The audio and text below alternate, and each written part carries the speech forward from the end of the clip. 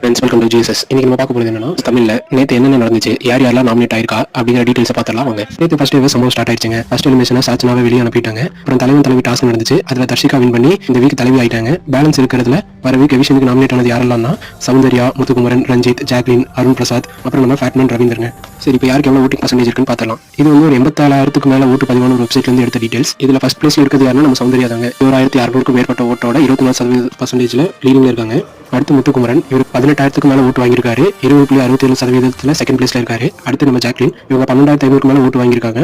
14.42% third பிளேஸ்ல இருக்காங்க. அடுத்து அருண் பிரசாத், இவர் 12,300க்கு மேல ஓட்டு வாங்கியிருக்காரு. 14.13% ஃபோர்த் பிளேஸ்ல இருக்காரு. அடுத்து நம்ம ஃபேட்மேன், அவர் 11,600க்கு மேல ஓட்டு வாங்கியிருக்காரு. 13.31% 5வது பிளேஸ்ல இருக்காரு. அடுத்து கடைசியா நம்ம ரஞ்சித் இருக்காங்க. அவர் 11,100 அந்த ஓட்டு வாங்கியிருக்காரு. 12.74% கடைசி இடத்துல இருக்காரு. இதுல இருக்க ரிசல்ட் படி இப்போ ரஞ்சித் தான் கடைசியில இருக்காரு. பாப்போம் கடைசியா பிக் பாஸ் ஏதாவது ட்விஸ்ட் வைக்கிறாரா இல்ல இந்த வீக்